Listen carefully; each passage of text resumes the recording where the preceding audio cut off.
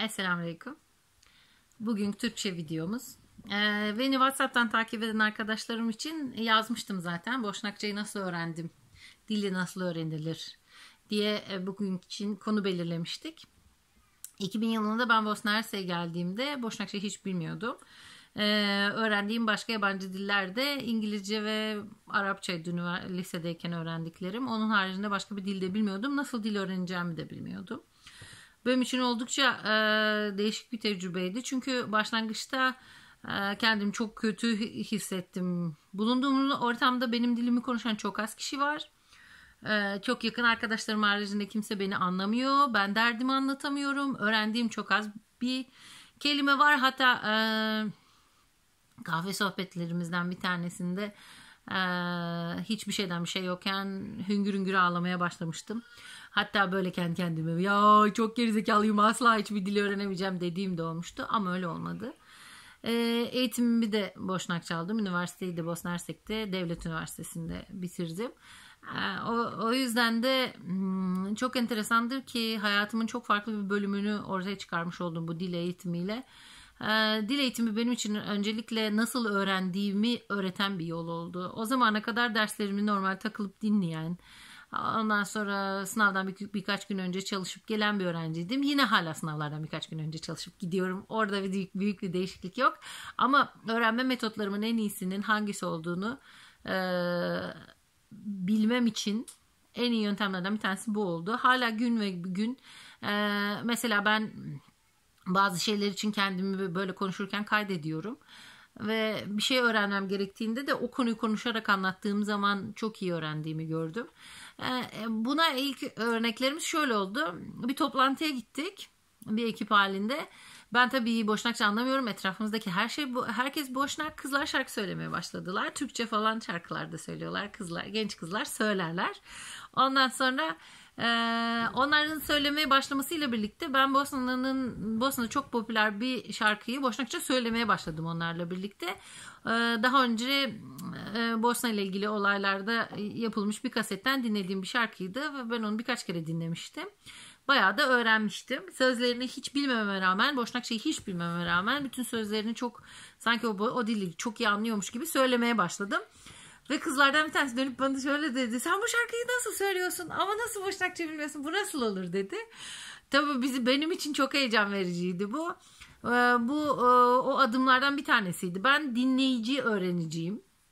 Dinleyici öğreniciyim, dinlerken öğreniyorum. İkincisi konuşucu öğreniciyim. Birçok şeyi mesela insanlar dil öğrenirlerken önce yazıyorlar. Önce anlıyorlar, sonra yazıyorlar, en son konuşuyorlar. Çoğunlukla Türk arkadaşlarımla tecrübem en azından bu. Ama ben ilk önce konuşuyorum, sonra anlıyorum, ondan sonra yazıyorum eğer vakit olursa yeteri kadar. Böyle bir sürecin olduğunu, böyle bir sistemin benim vücudumda olduğunu anlamam tabii ki çok büyük bir olaydı benim için. Birçok şeyi sadece dinleyerek, sadece dikkatli şekilde dinleyerek, hatta dinlediğimi tekrar ederek öğrenmek çok büyük bir olay oldu. Bu çok kolay olmadı.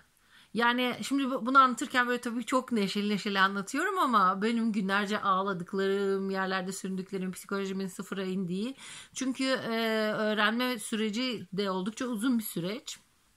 Şöyle diyebilirim, ben Bosna'da yaşadığım süreç içerisinde olabildiğince Boşnak arkadaşlarımla birlikte oldum. Hatta öyle bir şey oldu ki arkadaşlarımla konuşurken, onlarla sohbet ederken onlara bağlanmaya başladım. Mesela sabahleyin birlikte evden çıkıyoruz, onların okullarına gidiyorum, onlarla birlikte geziyorum.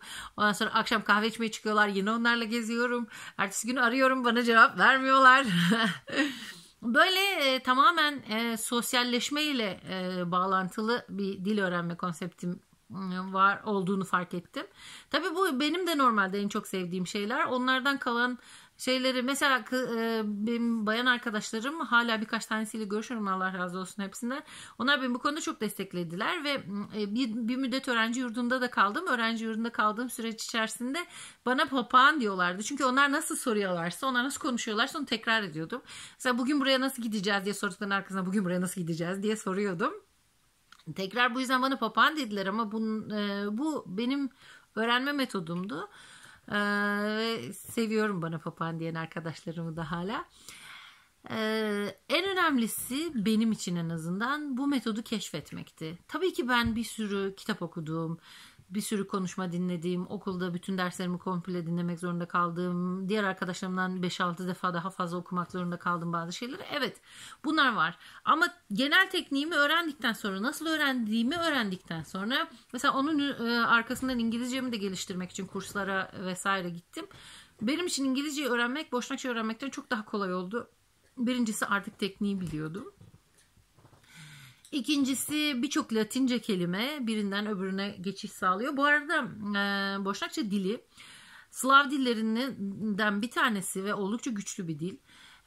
Ondan sonra bir sürü komşuları var. Türkçenin olduğu gibi Hırvatça, Sırpça, Makedonca, Bulgarca, özellikle Hırvatça, Sırpça, Boşnakça ile neredeyse aynı. Çok küçük farklılıklar var ama Boşnakça öğrenen bir kişinin onları algılaması, anlaması ve kullanması konusunda hiçbir sıkıntıları yok.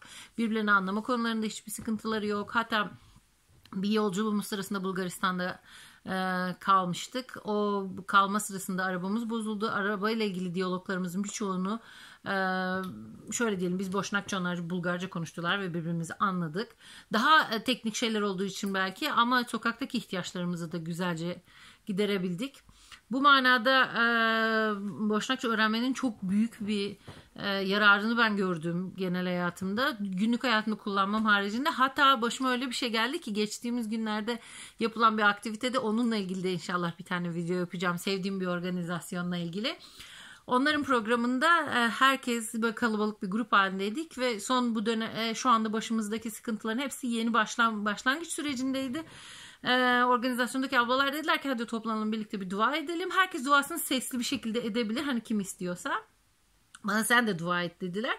Yanımda da Bosnalı bir arkadaşım da vardı. Ben Türkçe dua etmeye başladım, işte Allah'ım şunu ver bize, böyle yap falan. Ondan sonra da dua bitti, dualarımızın yani inşallah Rabbim kabul etmiştir. Dualarımız bittikten sonra bana şey dedi, ya Zehra dedi, ben seni çok uzun süredir Türkçe dua ederken duymamıştım. Hep alışmışım Boşnakça dua ederken duymaya dedi. Öyle bir şeye dönüştü. Gerçekten sevdiğimi düşünüyorum. Bir tanesi de özellikle Türkiye'li kardeşlerimle, Türkçe konuşan kardeşlerimle paylaşmak istediğim bir şey. Başka bir dilde düşünmek, başka bir dilde konuşmak, başka bir dille muhatap olmak insanın zihninde de çok büyük değişiklikler yaratıyor. Ben önceden böyle şaka olsun diye bir dil bir insan, iki dil iki insan falan diye şakasını yapardım bu işin, ama gerçekten farklı bir bakış açısı, farklı bir konsept oluşturuyorsunuz. Bu sizin kişiliğiniz için de, dünya ile ilgili vizyonunuz için de çok pozitif etkili oluyor.